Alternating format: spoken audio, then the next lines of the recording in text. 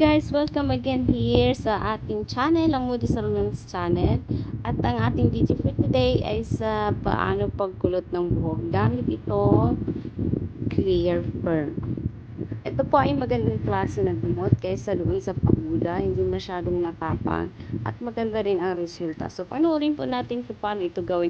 Ito po ay part 1 lamang. I mean, ito po yung number 1 na gamot application naman. So, ang ating, para sa ating second na gamot, to part 2 is, i-upload na lang po natin after dito. Keep on watching guys, and thank you for coming to my channel.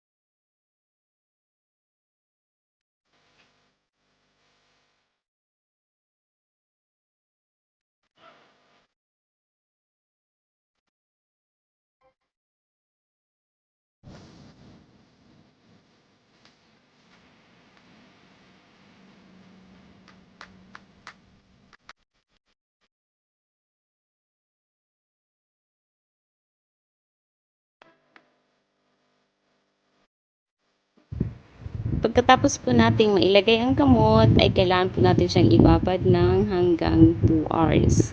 At i-check po natin siya kung bouncy na siya, kung pwede niya, ibalik natin siya sa pagkakarol, tapos balawan.